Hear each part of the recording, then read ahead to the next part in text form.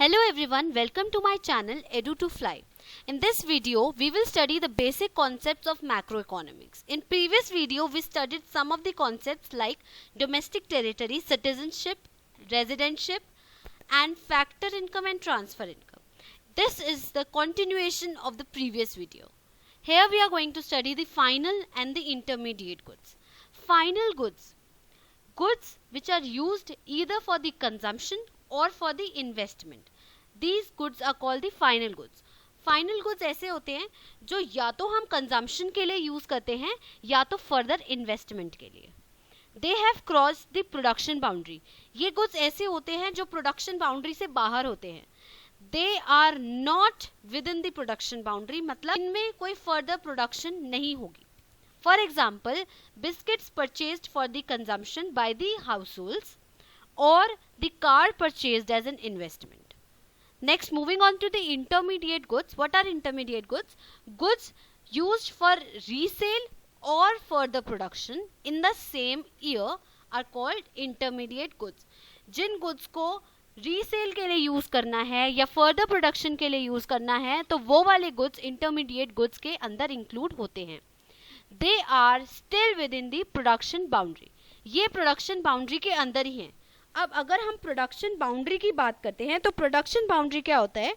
Concept of production boundary बहुत important होता है डिफरेंस समझने के लिए कि इंटरमीडिएट गुड्स कौन से होते हैं और फाइनल गुड्स कौन से होते हैं. The production boundary is the line around the productive sector.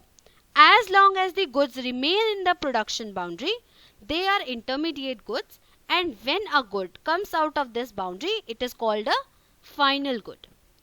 अब हम इंटरमीडिएट गुड्स की बात कर रहे हैं तो इसके एग्जांपल्स क्या क्या हो सकते हैं?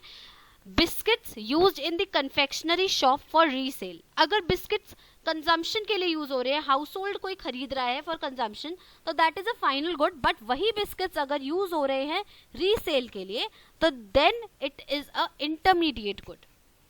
और इसका एग्जाम्पल हो सकता है coal used in factory for the further production. Next, we are going to study the points which are very useful. First one is the distinction between both of the goods.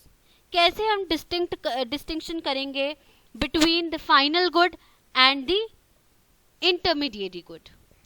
तो इन दोनों के बीच का distinction जो है, this is on the basis of the use of product, not on the basis of the product itself. इसका meaning क्या है? हम यूज ऑफ प्रोडक्ट देखेंगे कि वो प्रोडक्ट कैसे यूज हो रहा है. फॉर एग्जाम्पल, शुगर का एग्जाम्पल अगर हम लेते हैं तो शुगर एक इंटरमीडिएट गुड है जब वो स्वीट शॉप में यूज हो रही है for making sweets. However, if it is used by the consumer, वही शुगर अगर कंज्यूमर यूज कर रहा है then it becomes a final good. Similarly, अगर मिल्क एक डेयरी शॉप पे यूज हो रहा है रीसेल के लिए तो वो है एक इंटरमीडिएट गुड, लेकिन वो फाइनल गुड तब बनेगा जब उसको कोई हाउस होल्ड यूज करेगा. So it must be noted that distinction is made on the basis of the end use of the product, not on the basis of product itself. Next, most important point is the final goods are included in the national income, not the intermediate goods. The intermediate goods are already included in the final goods. अगर इनकी value हम add करते हैं national income में तो यहाँ पे problem create होगी. उस प्रॉब्लम को हम कहते हैं double counting problem. Alright, now example अगर हम इसका देखें तो out of wheat and flour, only flour जो है वो फाइनल गुड है, वही इंक्लूड होगा नेशनल इनकम में, as the value of flour already includes the value of wheat, which is a intermediate good. Next important point is goods used up in the same year are called the intermediate goods. जो goods same year में use हो जाते हैं उनको भी हम intermediate goods की तरह ही treat करते हैं. For example, suppose Mr. X purchases 10 tons of coal for making glasses. Only 7 tons was used in 2018. So that 7 tons of coal will be taken as intermediate good.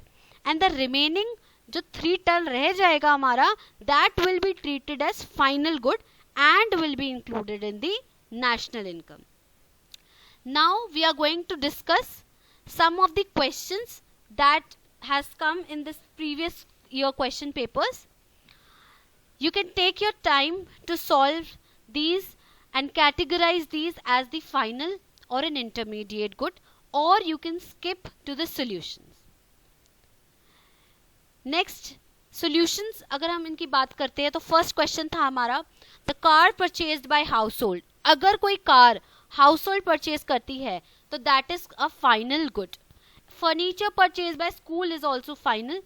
Chowk, dusters etcetera purchased by school, here it is an intermediate goods. अब यहाँ पे intermediate क्यों कहा गया है? क्योंकि ये वाले goods with in the same year use हो जाते हैं. These are used up in the process of value addition during the year. Expenditure on the maintenance of office building, ये भी एक intermediate good है क्योंकि जो expenditure हम कर रहे हैं maintenance में ये भी used up हो जाते हैं एक year के period में. Next है हमारा fertilizer जो farmers use करते हैं. These are also the intermediate goods क्योंकि fertilizer further production के लिए use हो रहे हैं. रिमेंबर इंटरमीडिएट में क्या था?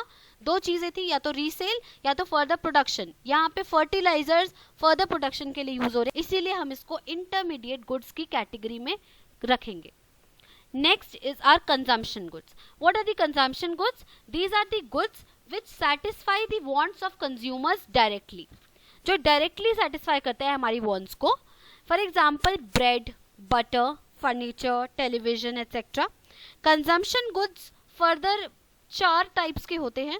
First is the durable, second semi durable goods, third non durable goods and fourth is services. Let us discuss these one by one. Durable goods क्या होते हैं? It refers to those goods which can be used again and again. Durable का meaning ही यही होता है जो बार बार यूज हो.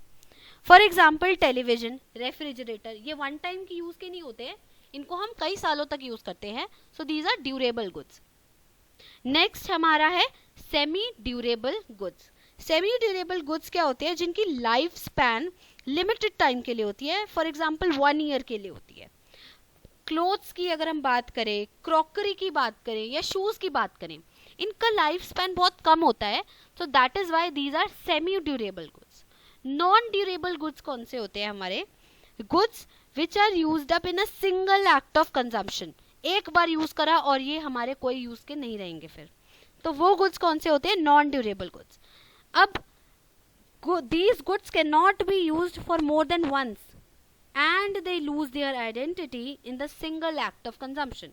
इसके एग्जांपल ले लेते हैं milk, bread, food grains, paper etcetera. Next is last हमारा services. Services refer to the non material goods which directly satisfy the human wants.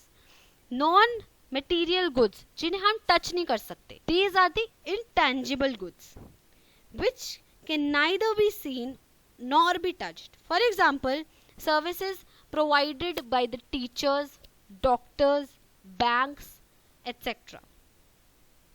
Next, moving on to the capital goods. Capital goods are goods which help in the production of the other goods. For example, plant and machinery, equipment, etc. These do not lose their identity in the production process. अगर ये production process में use हो रहे हैं तो they do not get merged into that process. इनकी identity फिर भी रहती है. For example, अगर कार का डोर मैं लेती हूँ तो that is a capital good. That is included in the capital good. और अगर मैं उसको डोर को कैपिटल कार के अंदर फिट कर दूं तब भी वो अपनी आइडेंटिटी लूज नहीं करेगा. नट्स एंड बोल्ट्स अगर हम ले लेते हैं तो नट्स एंड बोल्ट्स मर्ज हो जाते हैं प्रोडक्शन प्रोसेस में. So they are not capital goods. Next, they need repair and depreciate over a period of time. Capital goods जो होते हैं उन्हें रिपेयर की जरूरत होती है for over a period of time और वो डेप्रिशिएट भी हो जाते हैं. अब अगर डेप्रिसिएशन की हम बात करते हैं तो डेप्रिसिएशन का मतलब wear and tear. Alright, thanks for watching this video. If you like the video, hit the like button, share with your friends and do subscribe.